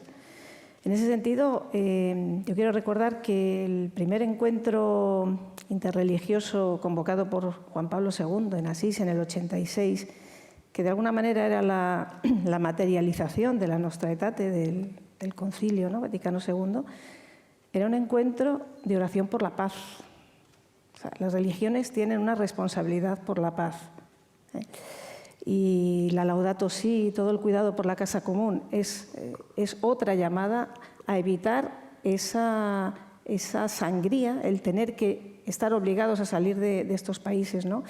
Lo que pasa es que yo pienso que muchas veces los ciudadanos de a pie, uno piensa la paz, la guerra, la crisis climática, el cambio climático, la degradación del... ¿Yo qué puedo hacer? Hay un sentido de impotencia muy grande, ¿no?, en los ciudadanos de a pie, que yo creo que eso no podemos aceptarlo. Ya lo decía Juan Pablo II después de ese primer encuentro, la paz es una obra abierta a todos y espera la contribución de cada uno. Yo pienso que hay un sentimiento de impotencia, que el mundo globalizado, ante este escenario tan enorme en el que nos vemos abocados, vemos noticias de lo que pasa a miles de kilómetros de distancia y uno tiene la tentación de sentirse pequeño. Yo solo quiero recordar dos cosas. Uno, la importancia de la oración. Si somos creyentes estamos hablando de... Y es verdad que no también echo en falta los no creyentes o los que creen que no creen, o bueno, aquí sería todo tan difícil de clasificar, ¿no? Pero los creyentes tenemos una gran fuerza, que es la fuerza de la oración, y no la podemos minusvalorar. Parece que la oración es el último recurso. Cuando no se puede hacer nada, si no llego con la mano, pues a ver si Dios puede hacer algo, ¿no?, desde el cielo. No, la oración para nosotros, al menos para mí, es el primer recurso. Primero porque siempre se puede hacer y porque la oración cambia, porque cuando corazón y mente están más unidos, al final la mano llega mucho más lejos de lo que aparentemente podría pensarse, ¿no? Y en ese sentido, o sea, muchos el fruto de este espíritu de Asís, ¿no?, de este espíritu de amistad, de diálogo, de encuentro entre los diferentes mundos religiosos, ha dado lugar a muchos acuerdos de paz, a mucha paz en muchos países, ¿vale? O sea que no menospreciemos la fuerza de la oración y la fuerza que tiene cada uno de nosotros. O sea, cada uno de nosotros tiene el poder de cambiar un pedazo de este mundo, al menos él mismo o ella misma. Y eso ya es un pedazo de mundo que puede hacer mejor, que puede descontaminar este mundo donde la indiferencia, como recordaba Monseñor Agrelo, está tan globalizada, ¿no? O sea, hay mucho que podemos hacer.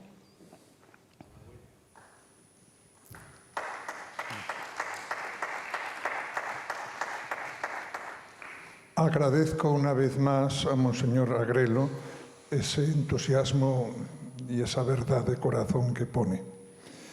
Yo quisiera preguntar si existe algún organismo que pueda ayudar a particulares, perdón por la palabra, o a entidades menores a integrar.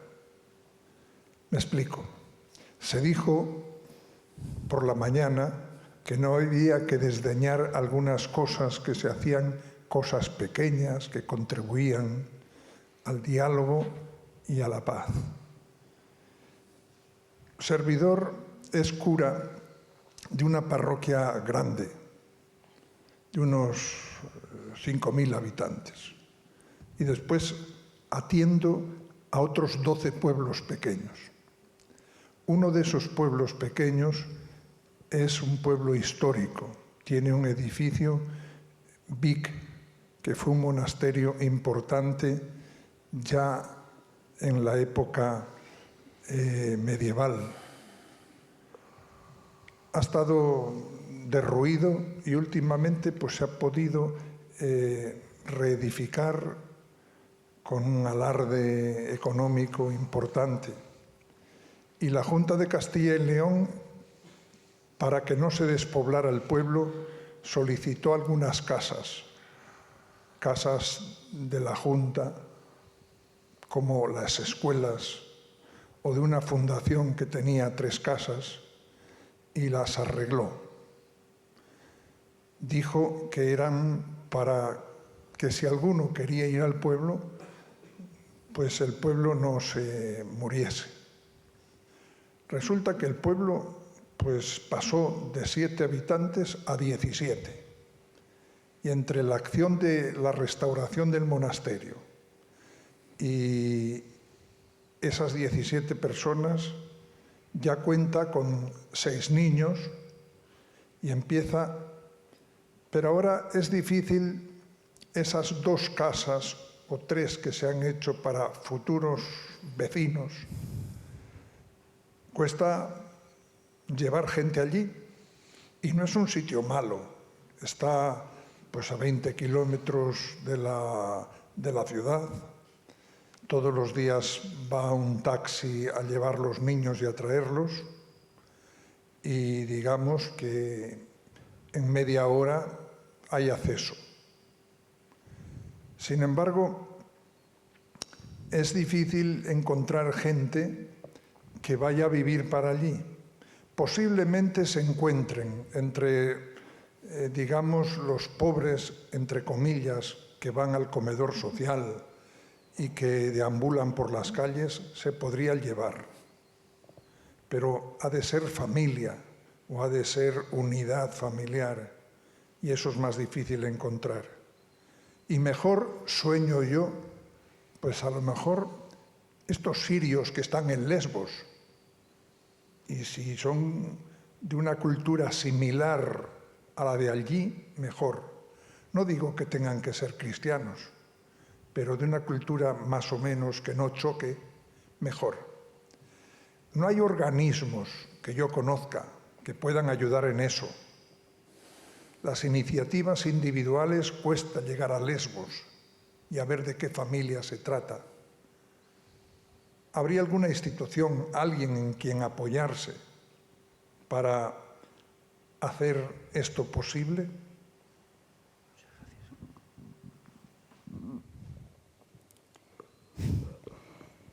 Bueno, el ejemplo del que he hablado antes, de los corredores humanitarios, pues es precisamente eso, es la acogida y el proceso, el itinerario de integración de refugiados que vienen de Lesbos, del Líbano, de Etiopía, que nosotros tenemos personas de la comunidad que están en esos lugares, que entran en los campos de refugiados, que conocen a las familias, que les ofrecen esta posibilidad y con un visado humanitario, aquí está el kit de la cuestión, vienen a estos países. Pero claro, ¿quiénes emiten esos visados humanitarios? Los estados. Hoy por hoy los corredores humanitarios funcionan en Italia, en Francia, en Bélgica y en Andorra. Nosotros estamos tratando de activarlos también en España. todavía no hemos podido. Es un problema de una voluntad política, así de simple, pero mecanismos habría, ¿no? Y por eso digo también, usted cuando ha comenzado su intervención, ¿no?, ha dicho que, bueno, no sé, me ha parecido, ¿no?, como que somos pequeños o poco podemos hacer. No, podemos hacer mucho. Se puede acoger una familia, 2 familias, eso es mucho. O sea, eso es todo para una familia. A veces pensamos en términos cuantitativos, ¿no? Es como las cifras de los que mueren, 1.000, 5.000, ¿qué son números, no? No, cada uno es un rostro, es una vida, es una historia, y para una familia el poder integrarse, el poder encontrar una casa, un lugar en paz, lo es todo, el 100%, es futuro, es paz, es vida, ¿no? Pero efectivamente aquí también chocamos con lo que son las leyes, ¿no? Y la posibilidad existe, O sea, el reglamento de la Unión Europea permite que los Estados emitan estos visados, que sería la manera de que estas personas puedan entrar en nuestro país. Pero bueno, hace falta esa voluntad política, ¿no? Nosotros desde San Egidio también hemos apostado ahora por la creación de corredores humanitarios a nivel europeo, ¿no? Que sea la Unión Europea, digamos, la entidad más allá de los países individuales, los que puedan emitir estos visados, ¿no? Pero en eso estamos, y en todos estos países se ha hablado de casi 4.000, son 3.800 y pico las personas que ya han llegado, y son acogidas por familias que tienen, pues a lo mejor una vivienda que no utilizan, algunas congregaciones religiosas que también tienen casas, pueblos que tienen poca población, que por ejemplo amenaza el colegio incluso con cerrarse porque si no hay un mínimo de niños el colegio cierra. O sea, y esto ha servido para la revitalización de muchas parroquias donde la gente se ha volcado, donde la gente ha encontrado, me ha gustado tanto, usted ha dicho tantas veces carne, efectivamente, la carne, nuestro Dios se ha hecho hombre, se ha hecho carne y hueso, ¿no? Y nos recuerda Mateo 25 que cada vez que demos un vaso de agua o cojamos al extranjero o visitemos al enfermo o al que está en la cárcel, se lo hacemos a él, ¿no? O sea, es tan evangelio puro que al final eso ha revitalizado muchas parroquias, muchas realidades que estaban pues decayentes, ¿no? O sea, yo pienso por ese sentido, hay un campo inmenso, ¿no? En este caso hay un problema legal que, claro, se necesita este permiso para que estas personas puedan entrar aquí, ¿no? Pero la realidad, vamos, yo hablo de lo que he visto en Andorra, en Francia, en Bélgica y en Italia, y es verdaderamente un milagro lo que se produce. En este caso no es dar casas que están vacías, son casas edificadas nuevas para esto. Y además, yo no decía pequeño porque sea una iniciativa pequeña, lo decía porque es de una entidad menor, una parroquia o unos particulares. Yo creo que ahora va a haberlos ya organizados por los estados. Me imagino que en España, para colocar los de Afganistán, pues se van a ofrecer ya en ciudades 20 pisos, o se van para colocar los que han salido. Al menos yo tengo iniciativas de que en Fabero se les han ofrecido 20 casas. Y me imagino que a eso yo le llamo grande porque cuenta también con la fuerza del propio Estado. He intentado localizar de dónde salía la voz, pero ahora veo. Pero la voz es la de Antolín, la reconozco. Y quisiera decir algo que llevo muy grabado aquí. Y es que en cuanto a cosas que podemos hacer para cambiar determinadas situaciones de manifiesta injusticia, en lo que se refiere a la acogida de emigrantes, yo sueño con el día en que en las parroquias los mensajes que se transmiten a través de la predicación lleven dentro el virus de la acogida, porque mi sensación es que llevan dentro el virus del rechazo. Esa es mi sensación, ojalá esté equivocada. Pero sueño el día en que las comunidades cristianas se propague sin mascarilla ninguna un sentimiento de solidaridad y acogida con el emigrante. Ese día cambiará la situación en las fronteras. Dejarán de morir hombres y mujeres en nuestras fronteras. Y esa es responsabilidad de la Iglesia, de las iglesias o de las religiones. Me da igual.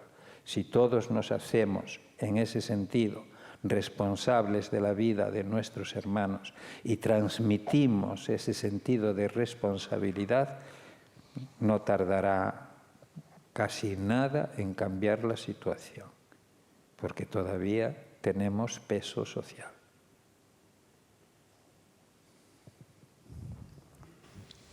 A mí, si me permiten, me gustaría incidir en este aspecto. Esta mañana se ha hablado de conocimiento mutuo, lo hemos repetido varias veces, la necesidad de un conocimiento mutuo. Para que existan unas migraciones con dignidad humana, con seguridad y con acogida, yo creo que es necesario vencer el temor por parte de la sociedad en general a estas migraciones. Hemos tenido el lamentable ejemplo del Reino Unido y de su Brexit. La Inglaterra blanca votó en contra, mayoritariamente, por temor a toda aquella masa de migrantes que se habían concentrado en Alemania y que para ellos pues, sería una invasión de su territorio. Tanto Gales como Escocia, como Londres, como Gibraltar, como Irlanda del Norte votaron a favor de continuar en Europa, pero Inglaterra, que es la parte, digamos, menos mestiza del Reino Unido, votó en contra por temor, fundamentalmente por temor a esa migración, a esos bárbaros que estaban próximos a la frontera. ¿No les parece que una labor de educación, una labor didáctica es necesaria en esta Europa para evitar nuevas deserciones y para precisamente fomentar esta migración segura, ordenada y la capacidad de acogida que puede tener Europa? El caso que decía Antolín, pues en estos pueblos de Castilla y León, de esa España despoblada que podía tener capacidad de acogida a migrantes. ¿No les parece que quizás sea necesaria una labor didáctica realmente para que desde la base se impulsen políticas? Es decir, no pulsar a los gobiernos, sino pulsar a los pueblos de Europa. Sí, a mí el temor me parece esencial porque creo que esto es una pedagogía que las religiones pueden hacer de señalar cómo el temor es quizá, desde el punto de vista cristiano, quizá el mayor enemigo del Evangelio, ¿no? Jesús, no sé si será la frase que más dice en el Evangelio, no temáis, no temáis, no tengáis miedo, ¿no? Y bueno, es que somos tan frágiles que es tan normal tener miedo desde que nacemos hasta que nos morimos. Tenemos que reconocer que tenemos muchos miedos a nivel personal y como sociedad, ¿no? Pero identificar que el miedo es un factor disruptivo que nos hace, nos hace cavarnos nuestra propia tumba, eso es esencial, sí. Ahora no sé si a lo mejor algunos de los más jóvenes o a lo mejor mayores que les gustan las series, lo del juego del calamar. ¿Han escuchado el juego del calamar? Es una serie de Netflix muy famosa que están viendo miles de millones de personas en el mundo, el juego del calamar. Y es muy curioso porque, bueno, es una distopía de estas, pero al final es un señor un poco maquiavélico que organiza una especie de juego, concursantes que están invadidos por las deudas, digamos, desesperados y les llevan al juego. Y hay un premio, ¿no? Y entonces compiten entre ellos y al final los juegos, las pruebas por las que van pasando son muy crueles y los que no las pasan mueren.